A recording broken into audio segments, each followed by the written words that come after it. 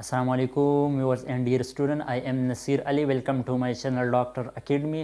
Student, आज हमारा दूसरा लेक्चर है बायोलॉजिकल मॉलिक्यूल में. आज की इस लेक्चर में हम कंडेंसेशन और हाइड्रोलाइसिस को डिस्कस करेंगे. So let's start the class. So what's mean by a condensation or how to define a condensation? The process in which small molecule are combined together to form a large molecule by the removal of water molecule is called condensation.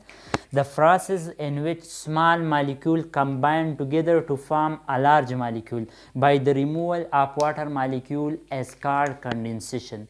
Condensation एक ऐसा process है, एक ऐसा reaction है जिसमें small molecule combine होते हैं, एक लार्ज मॉलिक्यूल बनाते हैं और इसके साथ साथ वाटर का एक मॉलिक्यूल रिलीज़ होता है या रिमूव होता है. तो इस किस्म की रिएक्शन को हम कंडेंसेशन रिएक्शन कहते हैं, जिसमें स्मॉल मॉलिक्यूल कंबाइन होते हैं, एक लार्ज मॉलिक्यूल बनाते हैं. तो इसको हम क्या कहते हैं? इसको हम कंडेंसेशन कहते हैं और इसमें वाटर का मॉलिक्यूल भी रिमूव होता है. सो कंडेंसेशन रिएक्शन में वाटर का मॉलिक्यूल रिमूव होता है. सो इस वजह से कंडेंसेशन रिएक्शन को डिहाइड्रेशन भी कहते हैं. इसको डिहाइड्रेशन भी कहते हैं. De mean remove and hydrate mean water. So इस रिएक्शन को या कंडेंसेशन को डिहाइड्रेशन इसलिए कहते हैं क्योंकि इन रिएक्शन में वाटर का मॉलिक्यूल रिमूव होता है, डी होता है, इसमें वाटर का मॉलिक्यूल रिमूव होता है. तो इस वजह से कंडेंसेशन रिएक्शन को डिहाइड्रेशन भी कहते हैं, जिसमें स्मॉल मॉलिक्यूल कंबाइन होते हैं, एक लार्ज मॉलिक्यूल बनाते हैं और साथ साथ वाटर का मॉलिक्यूल भी रिमूव करते हैं. तो इस किस्म की रिएक्शन को हम कंडेंसेशन रिएक्शन कहते हैं. फॉर एग्जांपल लेट्स कंसिडर कि ये एक मॉलिक्यूल है, एक स्मॉल मॉलिक्यूल है, माइक्रो मॉलिक्यूल है या मोनोमर्स है, ये एक और मोनोमर्स है. तो कंडेंसेशन रिएक्शन में ये दोनों स्मॉल मॉलिक्यूल जो है ये कंबाइन होते हैं, ये एक लार्ज मॉलिक्यूल बनाते हैं. तो इस किस्म की रिएक्शन को हम कंडेंसेशन रिएक्शन कहते हैं, जिसमें स्मॉल मॉलिक्यूल कंबाइन होते हैं, एक लार्ज मॉलिक्यूल बनाते हैं और साथ साथ वाटर मॉलिक्यूल भी रिमूव करते हैं. तो इस किस्म की रिएक्शन को हम कंडेंसेशन रिएक्शन कहते हैं. For example starch is a macromolecule are synthesized or produced by a condensation reaction from glucose unit by the release or by the removal of water molecule.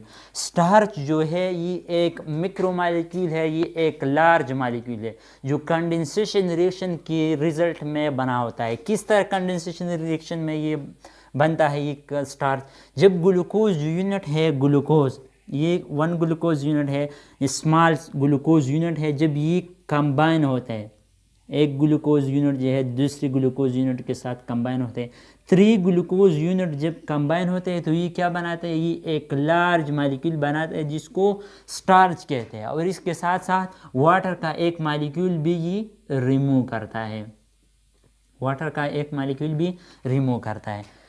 So condensation reaction एक ऐसा reaction है जिसमें small molecule combine होते हैं, एक large molecule बनाते हैं और साथ साथ वाटर का एक मॉलिक्यूल भी रिमूव करता है. तो इसको हम कंडेंसेशन रिएक्शन कह रहे हैं. This is a small molecule also called monomers, जिसको मोनोमर्स भी कहते हैं या इसको माइक्रो मॉलिक्यूल भी कहते हैं, micro molecule.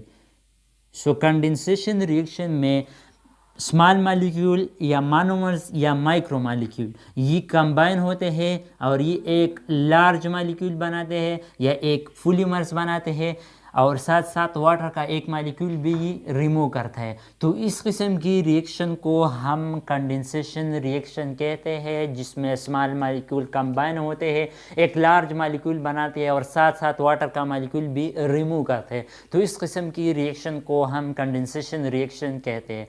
So this is something about the condensation reaction. Now moving toward the second the second reaction hydrolysis. اب ہم hydrolysis کو ڈسکس کریں گے. So what's mean by hydrolysis?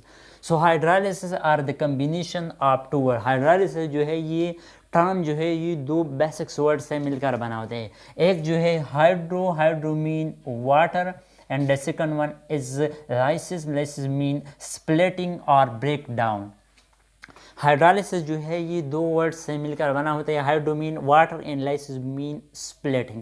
سو اس کا جو میننگ ہے اس سے یہ ظاہر ہوتا ہے کہ یہ ایک بریک ڈاؤن کا پروسیس ہے, یہ ایک سپلٹنگ پروسیس ہے جس میں کسی مالیکول کا سپلٹنگ ہوتا ہے ان دا presence of water.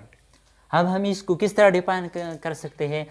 The process in which large molecules are broken down into small molecules in the presence of water molecule is called hydrolysis.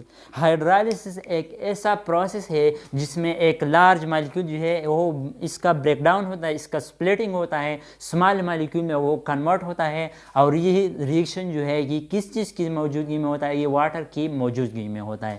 سو وہ ریئیکشن جس میں لارج مالیکول کا بریک ڈاؤن ہوتا ہے small molecule میں ان دا presence of water, so such a reaction is called ہائیڈرالسس. یہ ایک ایسا ریئیکشن ہے جس میں ایک لارج مالیکول کا بریک ڈاؤن ہوتا ہے ان دا پریزنس آف واٹر مالیکول, اور یہ کنورٹ ہو جاتا ہے اسمال مالیکول میں. سو وہ ریئیکشن جس میں ایک لارج مالیکول کا بریک ڈاؤن ہوتا ہے اسمال مالیکول میں کنورٹ ہو جائے ان دا presence of water, so such a reaction is called ہائیڈرالسس. For example, sucrose can be broken down into glucose and fructose by addition of water. Screws جو ہے یہ ایک macro molecule ہے, یہ ایک میکرو مالیکیول ہے یا یہ ایک فولیمرز ہے. سو جب اس کے ساتھ ہم واٹر اس کو ایڈ کرتے ہیں یا ان دا پریزنس آف واٹر جب اس کا بریک ڈاؤن ہوتا ہے تو یہ کنورٹ ہو جاتے ہیں گلوکوز میں اور اس کے ساتھ ساتھ فرکٹوز میں. سو اس ریئیکشن میں کیا ہوتا ہے؟ اس ریئیکشن میں جو لارج مالیکول ہے اس کا بریک ڈاؤن ہوتا ہے اسمال مالیکول میں, اسمال یونٹ میں, ان دا presence of water molecule. So such a reaction is called ہائیڈرالسس. سو اس قسم کی ریئیکشن کو ہم کیا کہتے ہیں؟ اس کو ہم ہائیڈرالسس کہتے ہیں, جس میں ایک لارج مالیکول, جس میں ایک میکرو مالیکول, جس میں ایک فولیمرز کا ایڈیشن کا بریک ڈاؤن ہوتا ہے واٹر کی موجودگی میں, اور وہ کنورٹ ہو جاتے ہیں اسمال یونٹ میں, مانومرز میں یا مائکرو مالیکول میں. سو اس قسم کی ریئیکشن کو ہم ہائیڈرالسس کہتے ہیں, اور یہ ریئیکشن جو ہے ایک انزائم کی موجودگی میں ہوتا ہے لائک سکریز. سو یہ ریئیکشن جو ہے جس میں سکروز کا بریک ڈاؤن ہوتا ہے, یہ سکریز انزائم کی موجودگی میں سکروز کا بریک ڈاؤن ہو جاتے ہیں اور گلوکوز اور فرکٹوز میں یہ کنورٹ ہو جاتے ہیں. تو اس قسم کی ریئیکشن کو ہم ہائیڈرالسس کہتے ہیں. So this is our today lecture about condensation and hydrolysis. I hope you understand. Otherwise, if you have any question regarding condensation or hydrolysis, you can ask me in the comment section. So thank you for giving us your useful time. Thanks.